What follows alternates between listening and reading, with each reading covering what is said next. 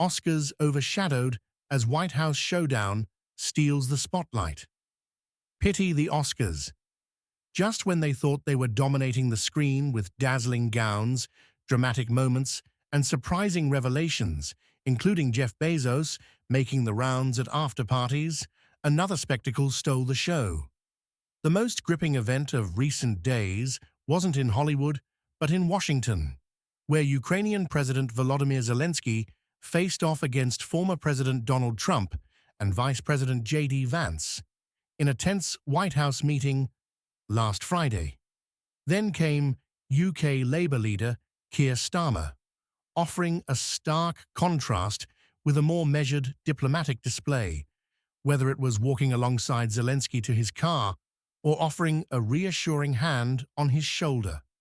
The whole affair was captivating, precisely because it was real. Most of us likely watched through our fingers as the dramatic confrontation between Trump, Vance, and Zelensky unfolded. It wasn't just the fact that it was 2 against 1. It was also how the Ukrainian president was shouted down, how his country's suffering wasn't fully acknowledged, and how Vance, in a moment of petulance, scolded him, "You never said thank you." For many, the real disappointment was Vance himself. Here was the author of Hillbilly Elegy, once seen as the voice of the underdog and the thoughtful conservative who could temper Trump's volatility. Instead, he came across as the eager sidekick to a schoolyard bully. In contrast, Europe appeared to be the grown-up in the room. Leaders like Starmer and French President Emmanuel Macron scrambled to create a framework that included Zelensky, while trying to manage an unpredictable and increasingly erratic U.S. administration.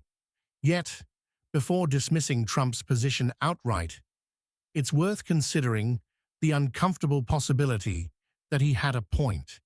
He argued that Zelensky wasn't ready for peace as long as U.S. support gave him an upper hand in negotiations. "I don't want advantage, I want peace," Trump declared on social media. His remarks didn't stop there.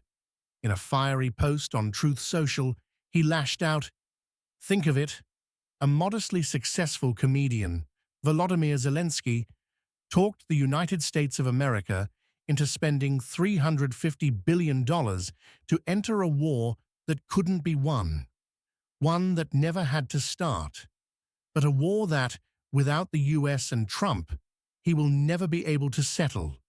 The US has spent $200 billion more than Europe. Meanwhile, we are negotiating an end to the war with Russia, something everyone agrees only Trump and the Trump administration can do.